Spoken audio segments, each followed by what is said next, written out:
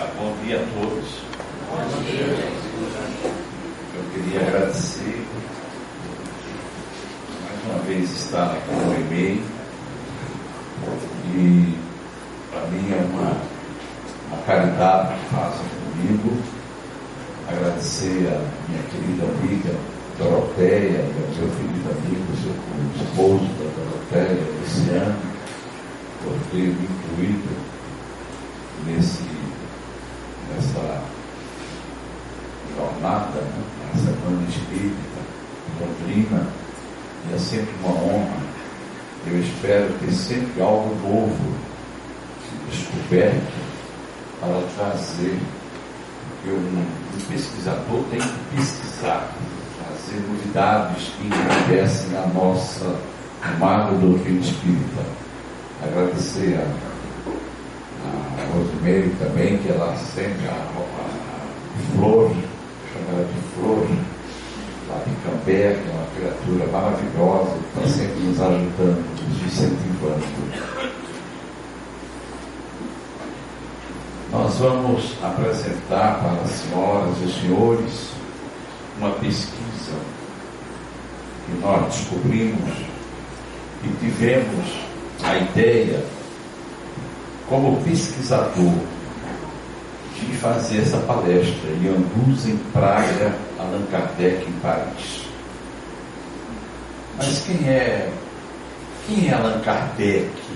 A gente estuda a obra básica, né? Estuda a obra do Chico, que é um complemento da obra de Allan Kardec. Aí a gente fica pensando, que espírito é esse?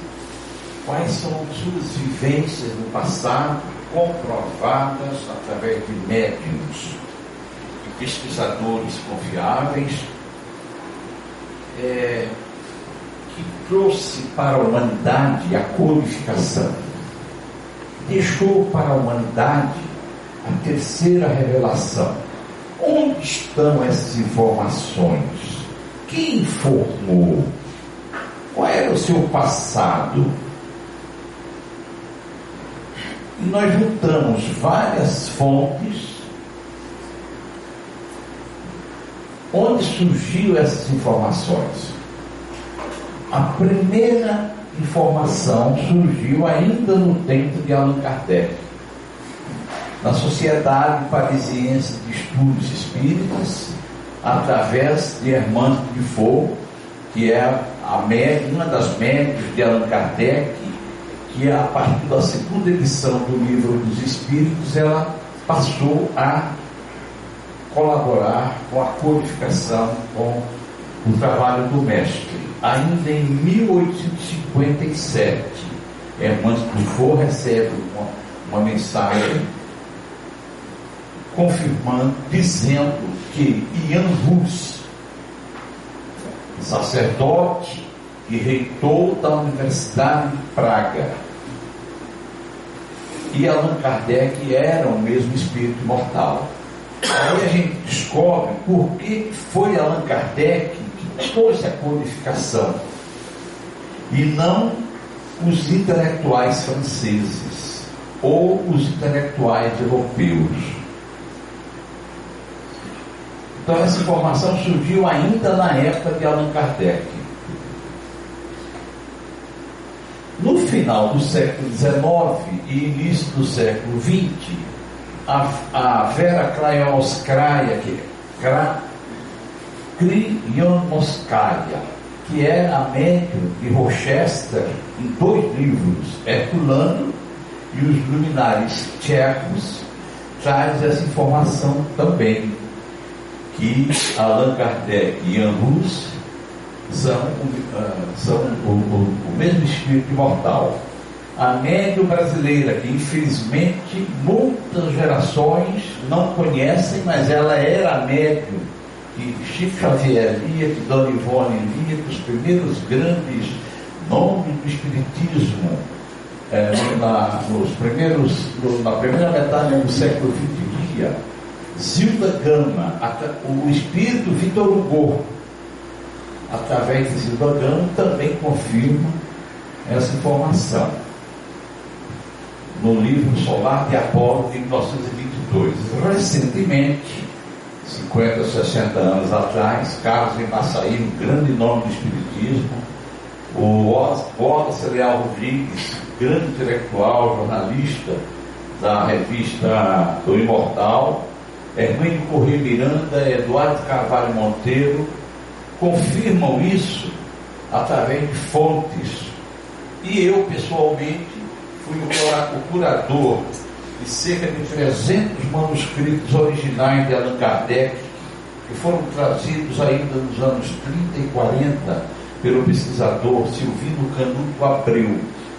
Aquela mensagem da irmã Trifot, eu peguei ela em mãos, porque nós fizemos um trabalho de curadoria em 2004. Então são informações preciosíssimas. Nós vamos exibir agora um documentário. Esse documentário tem 1h30. Juntamos com outro documentário feito, na realidade é um filme. Tem um outro documentário que nós compramos os direitos da Deutsche Welle alemã, que fez um documentário sobre Jan Hus.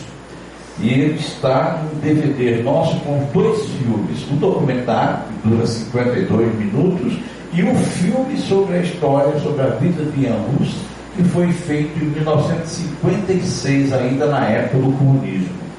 Mas um belíssimo filme histórico mostrando toda a vida de Jan Hus. Nós fizemos aqui um pequeno trecho de 8 minutos para que vocês fiquem sabendo quem era Jan Hus, por que ele reencarnou como Allan Kardec. Não?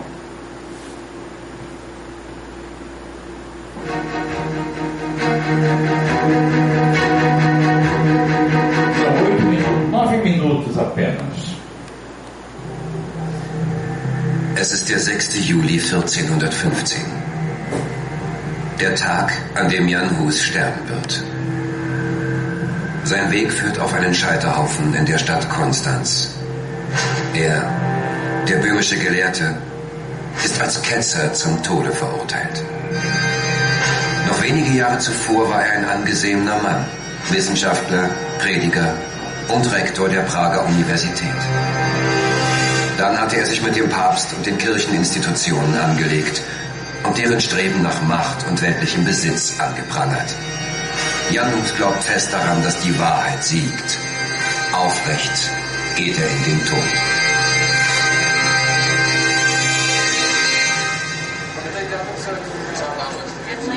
Die Asche des Ketzers wird, auf dass er keine Spuren hinterlasse, bei Konstanz in den Rhein gestreut. An der Moldau aber in Prag bleibt der von Jan Hus beschworene Wille zur Auflehnung über Jahrhunderte lebendig. Prag ist seit dem Mittelalter ein zentraler Punkt auf der politischen Landkarte. Die Geschichte der Karls-Universität wird von den politischen, nationalen und religiösen Konflikten Mitteleuropas bestimmt. Jan Hus und die frühe Reformation, das Verhältnis von Tschechen und Deutschen, die ideologischen Kämpfe in den Jahren der sozialistischen Tschechoslowakei, immer wieder sind Bildung und Forschung, ist das Wissen Zwängen unterworfen. Erbaut in einer Moldau-Biegung, umgeben von 7 Hügeln. Prag ist ein Stillleben, voller Sehenswürdigkeiten.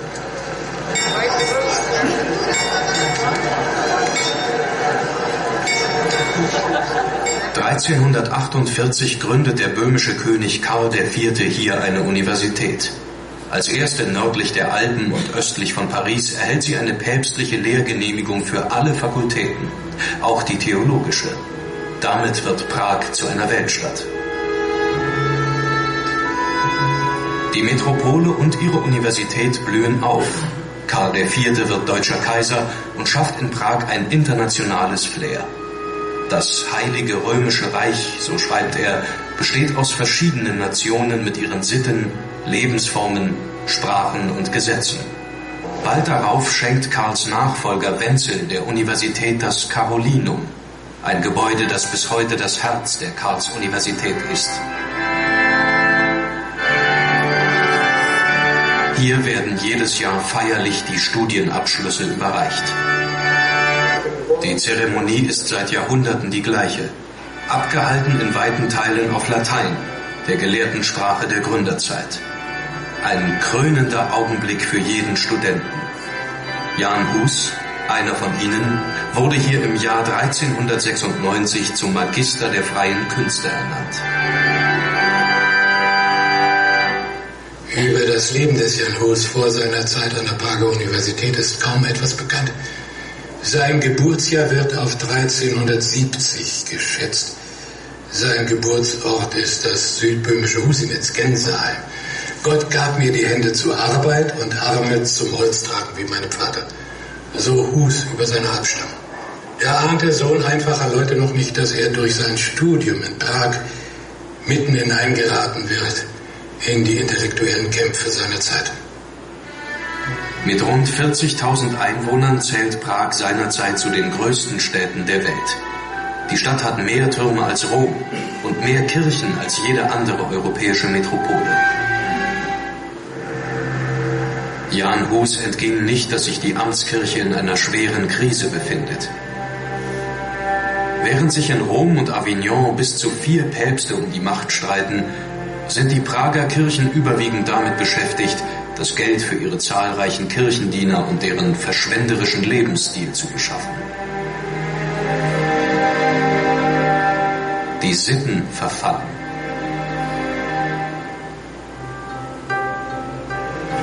Jan Hus lernt Prag als Stadt voller Leben und voller Laster kennen. Er ist entsetzt darüber, dass selbst der Klerus so wenig fromm und gottesfürchtig lebt.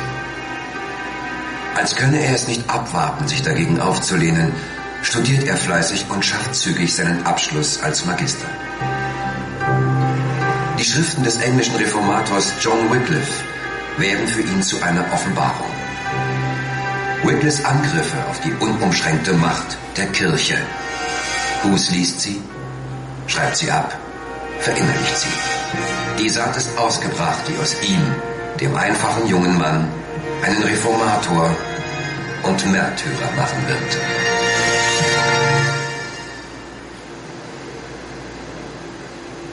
Obwohl die Universität eine kirchliche Institution ist, gilt sie als Ort freien Denkens.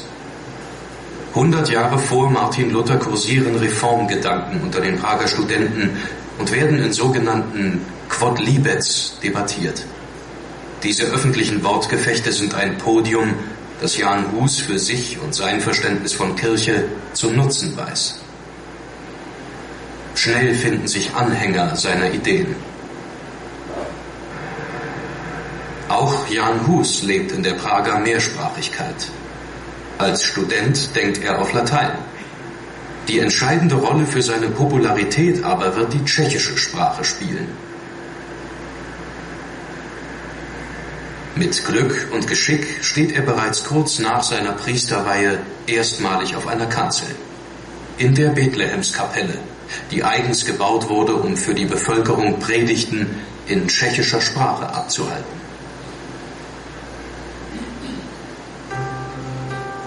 1402 betritt Jan Hus erstmals ein großes Podium. Bis zu 3000 Menschen hören ihm zu. Mit derben Worten wettert er gegen die Sünde, gegen die, die Wasser predigen und Wein trinken. Er beklagt die Missstände in der Amtskirche und die Privilegien des Klerus. Wird ein Priester der Unzucht überführt, nennt Hus ihn beim Namen. Damit erreicht er das Volk. Und selbst Sophie, die Frau des Königs Wenzel, zählt zu seinen Anhängern. Doch nicht nur seine Gemeinde registriert, was er sagt. Jan Hus macht sich mächtige Feinde.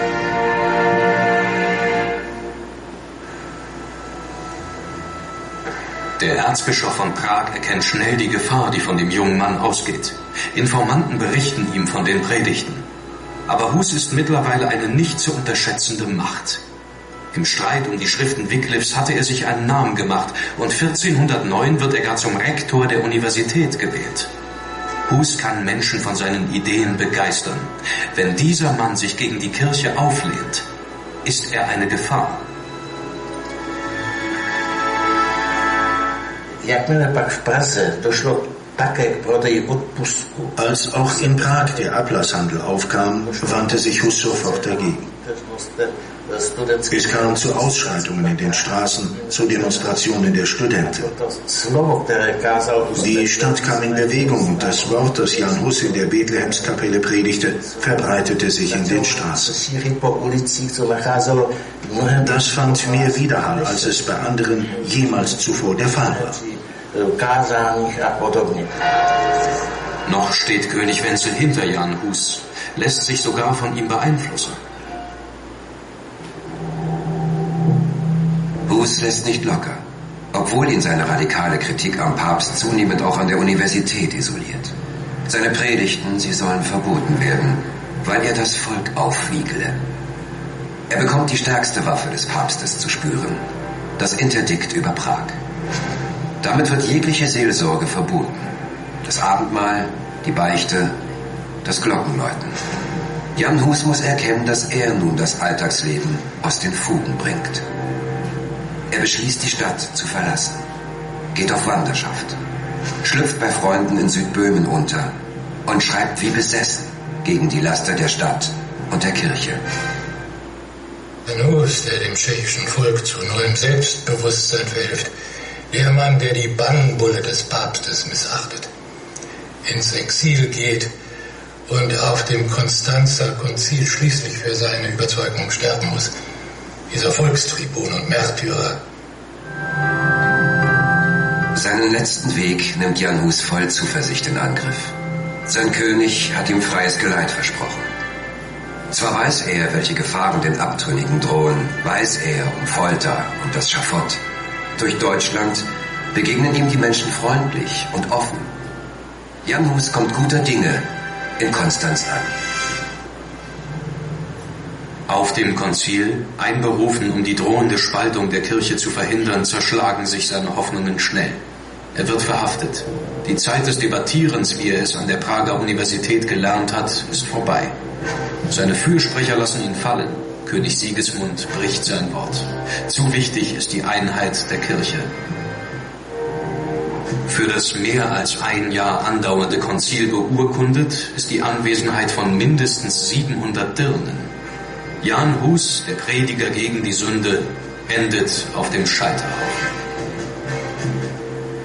Kurz bevor Jan Hus sich auf den Weg nach Konstanz macht, zum päpstlichen Konzil, auf dem er seine Kirchenkritik zu debattieren hofft, hält er seine Erfahrungen für die Nachwelt fest. Dieses schreibe ich, auf dass unsere Nachkommen, falls ihnen etwas Ähnliches zustößt, wissen, dass sich vor ihrer Zeit schon andere mutig der Todesgefahr ausgesetzt haben.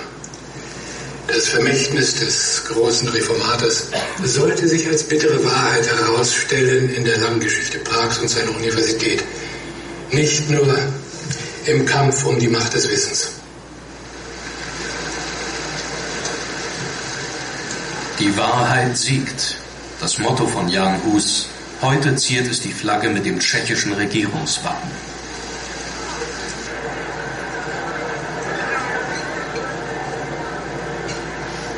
Die Wunden der Vergangenheit verheilen. Die Karls-Universität ist auf dem Weg zurück zu der Weltoffenheit, mit der sie einst gegründet wurde. Einer, der als Reformator Geschichte schrieb, die Universität damit gleichzeitig aber in eine Jahrhunderte währende Krise stürzte, steht zum Denkmal geworden, mitten in der tschechischen Hauptstadt. Jan Hus. Esse é um monumento do centro de Praga, de Jan Hus. Depois que ele traduziu os evangelhos para o tcheco, porque antes só podia em latim, ele, por ser que ele foi sacrificado pela Inquisição, e ele é um herói nacional da República Tcheca. No dia 6 de julho, dia do seu martírio na fogueira, é feriado nacional, assim como nós também aqui temos um feriado de 21 de abril. Esse é o monumento. Recentemente eu descobri um livro, um pequeno, grande livro, que foi me ofertado pelo editor do IP sobre outro assunto. Consultando o livro, eu encontrei uma mensagem recebida pelo Chico Xavier em 22 de setembro de 1942. Chico Xavier guardou essa mensagem por 54 anos, porque ela só foi divulgada em 1996 e publicada pelo Ide de Araras nesse livrinho chamado Doutrina e Escola. Quer dizer, o Chico, provavelmente para evitar polêmica, porque nós espíritos não somos polêmicos, né?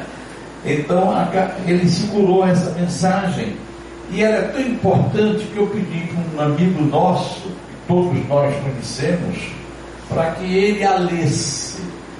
Prestem atenção nas palavras e quem é onde que o Humberto de Campos foi buscar essa informação. De quem é a fonte? Já não é mais Hermano Beaufort, Wallace Leal Rodrigues ou quem quer que seja. Olha a fonte, gente, dessa informação. Depois de se dirigir aos numerosos missionários da ciência e da filosofia, destinados à renovação do pensamento do mundo no século XIX, o mestre aproximou-se do abnegado João Hus e falou generosamente: não serás portador de invenções novas, não te deterás no problema de comodidade material à civilização, nem receberás a mordomia do dinheiro ou da autoridade temporal, mas deponho-te nas mãos a tarefa sublime de levantar corações e consciências. A Assembleia de Orientadores das Atividades Terrestres estava comovida. E ao passo que o antigo campeão da verdade e do bem se sentia alarmado de santas comoções, Jesus continuava: preparam-se os círculos da vida planetária a grandes transformações nos domínios do pensamento. Imenso número de trabalhadores no mundo, desprezando o sentido evolucionário da vida, crê na revolução e nos seus princípios destruidores, organizando-lhe movimentos homicidas.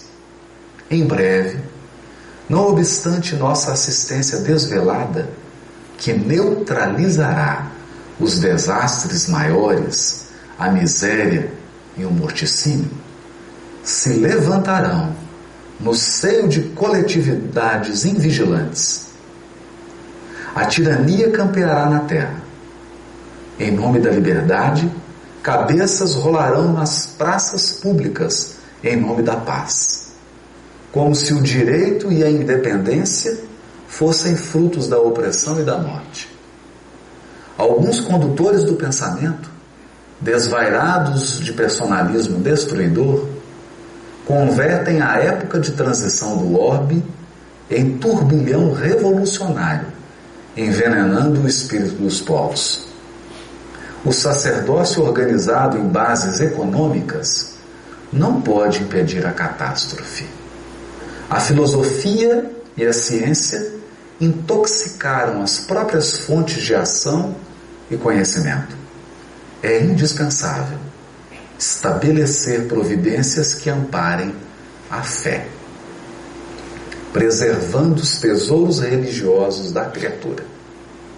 Confio-te a sublime tarefa de reacender as lâmpadas da esperança no coração da humanidade. O evangelho do amor permanece eclipsado no jogo de ambições desmedidas dos homens viciosos.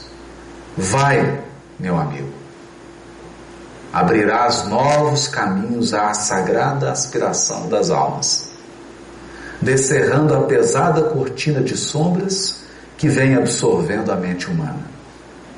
Na restauração da verdade, no entanto, não esperes os louros do mundo, nem a compreensão de teus contemporâneos.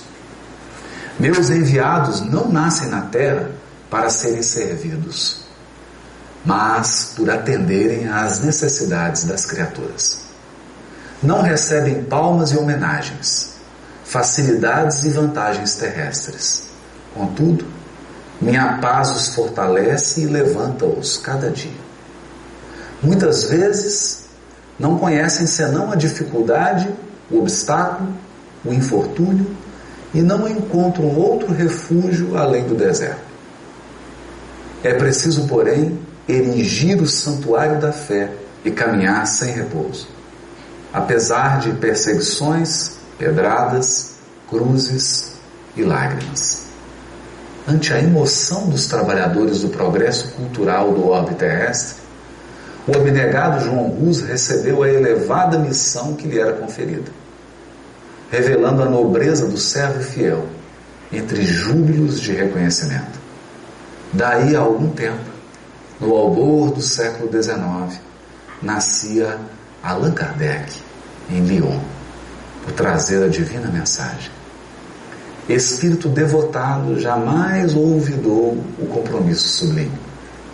Não encontrou escolas de preparação espiritual, mas nunca menosprezou o manancial de recursos que trazia em si mesmo. E como se quisera demonstrar que as fontes do profetismo devem emanar de todas as regiões da vida para sustentáculo e iluminação do Espírito Eterno, embora no quadro dos grandes homens do pensamento, estimou desferir os primeiros voos de sua missão divina na zona comum onde permanece a generalidade das criaturas.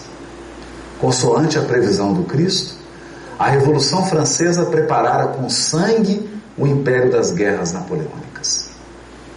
Enquanto os operários da cultura moderna lançavam novas bases ao edifício do progresso mundial, o grande missionário, sem qualquer preocupação de recompensa ou exibicionismo, dá cumprimento à tarefa sublime.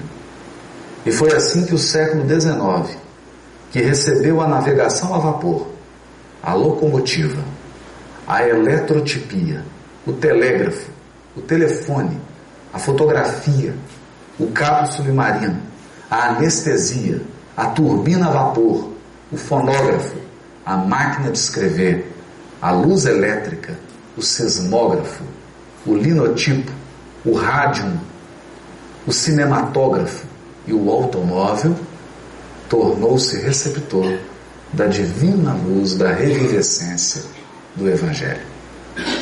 O discípulo dedicado rasgou os horizontes estreitos do ceticismo e o plano invisível encontrou um novo canal, a fim de projetar-se no mundo, atenuando-lhe as sombras densas e renovando as bases da fé.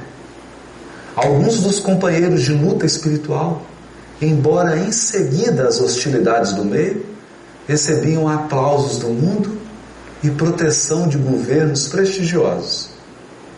Mas o emissário de Jesus, no deserto das grandes cidades, trabalhava em silêncio, suportando calúnias e zombarias, vencendo dificuldades e incompreensões.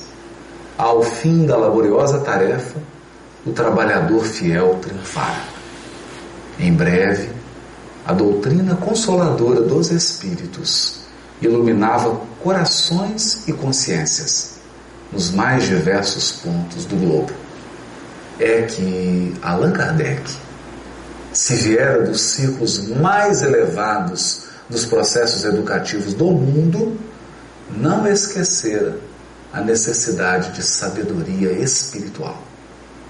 Discípulo eminente de professores consagrados como Pestalozzi, não esqueceu a ascendência do Cristo. Trabalhador no serviço da redenção, compreendeu que não viera à Terra por atender a caprichos individuais, e sim aos poderes superiores da vida. Sua exemplificação é um programa e um símbolo.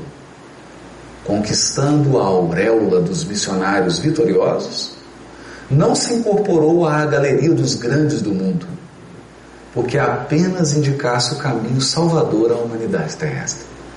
Allan Kardec não somente pregou a doutrina consoladora, viveu-a. Não foi um simples codificador de princípios, mas um fiel servidor de Jesus e dos homens. Irmão X. Esta é a capela de Belém, onde Hus fazia suas pregações. É uma capela ecumênica. Ela não é uma capela evangélica, católica e muito menos espíritas, mas ela foi reformada em 1956, ainda pelo regime comunista em Praga. E nós estivemos lá com o senhor Nestor Mazzotti, então presidente da Federação Espírita Brasileira, para fazer esse registro histórico. Estamos em Praga, de frente à Capela de Belém, onde a Hus trazia para o povo desta cidade na época, por volta do ano 1400, uma mensagem evangélica que procurava libertar os ensinos do Cristo das amarras burocráticas que os homens estavam querendo impor. Conforme observa Leon Denis em mensagem trazida pela mediunidade de Divaldo Franco no Congresso de 2004 em Paris, este mesmo espírito valoroso posteriormente reencarnou-se como Allan Kardec, dando continuidade à sua busca pela verdade e trazendo uma contribuição sólida também em benefício da humanidade, materializando aqui na Terra o Consolador que Jesus havia prometido. Estamos procurando nesta oportunidade prestar o nosso agradecimento, a nossa homenagem, o nosso reconhecimento a esse valoroso Espírito, que nestas duas oportunidades, na condição de Hus, praticamente iniciando os esforços da reforma libertadora do cristianismo, e posteriormente na condição de codificador da doutrina espírita, trouxe para a humanidade todo o processo de libertação que a verdade oferece ao homem, trazendo desta maneira também roteiro, esclarecimento e rumo certo no campo do aprimoramento moral, porque conseguiu resgatar para os homens todos o Evangelho tal qual Jesus nos trouxe à Terra. Esse é o interior da capela de Belém, com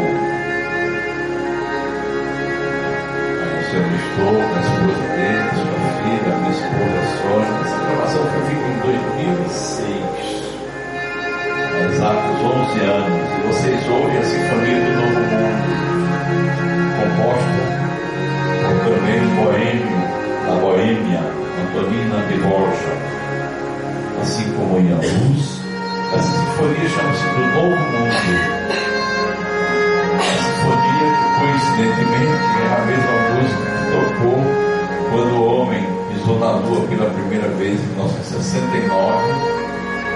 Não foi nem Beethoven, nem Villa-Lobos, nem Schubert, mas sim a Sinfonia do Novo Mundo.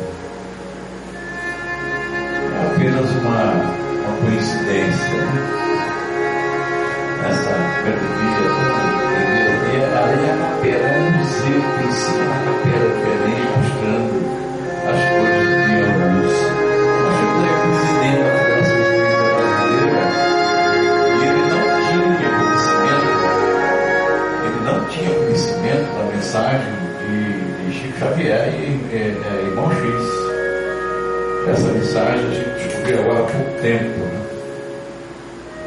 Então são coincidências que Deus usa para a gente se instruir. Agora, esse homem tão fantástico reencarna em Paris, alguns séculos depois, na França, né? Em Lyon, E nós vamos mostrar alguns lugares especiais, porque nós espíritas não temos lugares sagrados, mas nós temos lugares especiais. E o interessante é que nada, absolutamente nada, lembra Allan Kardec em Paris. Nada. Esse é o local onde ele viu pela primeira vez as mesas girantes, na casa da senhora Planmaison, na rua Lagrange Batalier, número 18. A gente conhece isso pelos livros da época, pesquisadores da época. Então, são lugares normais, simples, que a gente sabe através do Brasil, coração do mundo, pátria do Evangelho, que o Espiritismo foi tirado da França materialista, sem religiosidade, e trazida para o Brasil. A rua do Rochechouart, na residência da família Baudin, das duas meninas, Carolina e Julie. Vocês notem que não tem absolutamente. Paris é cheio de símbolos, de heróis. Aqui tombou fulano de tal durante a Segunda Guerra. Aqui esteve o poeta, aqui esteve o pensador. Mas não tem nada de Allan Kardec. Eu acho que é para ser assim. É uma maneira de não. A Rua dos Martírios, Rue de Marty, residência de Allan Kardec. Primeira, na verdade, é lá no fundo, essa portinha aí, você entra. Ele morava naquela época, ele era contador, guarda-livros. Né? Ele morava e fundou a Revista Espírita e a Sociedade. Nesse local, depois os espíritos pedem para que ele vá para um local maior e mais centralizado. Esse é o bairro de La Lorraine, onde é atrás da igreja de Santa Margarida Lorraine, parece, se não me engano, é uma rua comum, ninguém sabe quem é Allan Kardec. Rua de Quetônia, onde morava a grande médium de Kardec, Rua de Celino Jafé. Era aí que Jesus aparecia no Espírito. Fica bem claro naquela mensagem que Jesus era o Espírito de verdade. Queiram ou não queiram, mas era nesse local simples e humilde, no número 12, 14, hoje juntou, mas era número 12, morava, residia a médium Rua de Celino Jafé. E era aí que o Espírito, na verdade, comparecia para que ele tirasse as dúvidas. E a Rua de Celine, de todas as médiuns, era a única que tinha reencarnado em todas as civilizações da Terra. Por isso que Jesus vinha através dela. Este é a palavra de aula, Centro de Paris. É onde foi lançado o Livro dos Espíritos. É um palácio construído pelo cardeal Richelieu e hoje é um local público de turistas. O prédio em si, ele abriga o Ministério da Educação e Cultura da França. Foi na Galeria d'Orléans, foi lançado o Livro dos Espíritos no dia 18 de abril de 1857. São lugares especiais. Nós, historiadores, pesquisadores, quando vamos nesses lugares, a gente é tomado por uma grande emoção. Realmente vale a pena conhecer Paris e visitar esses lugares. Melhor ainda porque não tem muita gente, não tem ninguém com vocês. Vai sozinho e sabe o que aconteceu ali com a nossa doutrina. E a emoção é maior ainda por sabermos que não tem coisas que ligam às coisas profanas, né? Essa é a Galeria Chaucer. A Galeria de Chaucer. Paris é cheia de galerias, levam de um boulevard a outro, e era a residência de Alexandre e Gabriel Delane, que nasceu no mesmo ano do Livro dos Espíritos. O Gabriel Delane, ele foi criado praticamente como um filho de Amélie e Allan Kardec, porque eles não tiveram filhos biológicos. Nós somos os seus filhos, né? Nós espíritas podemos considerar o filho de Allan Kardec e de Amélie Godet. O Alexandre tinha uma loja, no número 39, ele tinha uma loja de produtos de limpeza, produtos químicos. Na época era uma novidade, né? Na parte de cima, no número 42, ele residia. E foi aí que nasceu, nessa galeria que nasceu Gabriel Denami. Depois veio a dar continuidade ao trabalho do mestre junto com Leon Denis. Então a gente passeia aí, eu fiquei muito emocionado e com a câmera. Vocês veem que essas são imagens feitas há 12 anos atrás. A gente sempre que vai a Paris, eu quando vou a Paris, a gente sempre vai nesse lugar aí que para nós é um lugar muito especial. Então, entrando nessa passagem, essa é a passagem Santana, onde residiu Allan Kardec, onde desencarnou Allan Kardec. E aí ele recebia, aí ele organizou o Evangelho do Espiritismo, o Livro dos Médiuns, a Revista Espírita. Nasceu lá na casa dele, mas ela começou praticamente aí, né? Então é um local muito histórico. Antes, quando a gente começou a frequentar aí, não tinha essa porta, era uma escada livre, e no primeiro andar, primeira porta direita, ficava a residência onde ele desencarnou em 31 de março de 1869. Ele estava juntando os livros para poder mudar a sociedade para abrir a livraria na Rua Lille, a primeira livraria espírita do mundo. Aí então foi o primeiro centro espírita do mundo, né? E ele estava abrindo a livraria espírita. Essa Rua Santana, essa Rua Santana não é Santa Ana, mãe de Maria Santíssima, mas sim em homenagem a uma rainha da Áustria. E aí a passagem Santana, aí quem for a Paris pode ficar hospedado aí nesse hotel, que é o Hotel Baudelaire. Ninguém conhece Allan Kardec, é impressionante. Essa é a rua onde foi aberta, nesse número 7, a primeira livraria espírita do mundo. Foi organizado por Allan Kardec, mas ele não teve, ele desencarnou justamente 2 dias antes de abrir a livraria. Quem abriu foi o pessoal da Bélgica e os amigos de Paris. E aí o túmulo mais florido da Europa. A gente não era um túmulo no formato dos druidas, dos sacerdotes druidas. Ele foi construído. O corpo de Allan Kardec ficou no outro cemitério, e um ano depois foi transferido aí. Está sempre cheio de alguém chegando, depositando flores, não sabe, os parisienses não sabem do que se trata, se benze, quer dizer, tem um respeito religioso, né? Então esse é o túmulo do nosso mestre Allan Kardec, que fica no Père Lachaise, em Paris. Essas pessoas estão lendo uma notícia de que nós não cultivamos flores, velas, mas elas nem muito menos colocar a mão e se benzer. Então tem pessoas que o túmulo deles, se vocês notaram ela é direita, as pessoas chegam, colocam a mão, como se fosse uma transferência de energia, e ali está escrito fundador da filosofia espírita. E aquela famosa frase dele, né, tudo é feito por uma causa. Aí também foi enterrada 9 anos depois, 12 anos depois, o corpo de Amélie Godet. Então é essa a palestra. Essa palestra, eu tenho ela com 40 minutos, tenho ela com 58 minutos e tenho um seminário que nós vamos fazer no nosso lar. No nosso lar essa semana.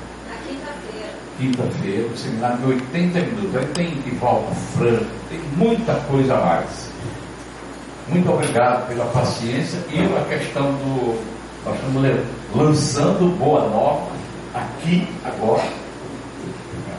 É a primeira, vamos dizer assim, obra de Humberto de Campos dramatizada. Nós utilizamos 77 atores, inclusive o Lima Duarte, é uma rádio novela digital para você ouvir em casa, no telefone, no rádio em casa, e logicamente copiar e colocar no pendrive, e logicamente não compartilhar, porque senão não paga os custos, e não fui eu que custeei, foi um empresário de Uberaba que pediu que eu fizesse a rádio novela. Eu aproveitei, fiz um filme, o filme está maravilhoso, é um filme inclusive com algumas dramatizações também, e toda a renda vai para o Hospital de Uberaba. Isso como se eu tivesse tempo.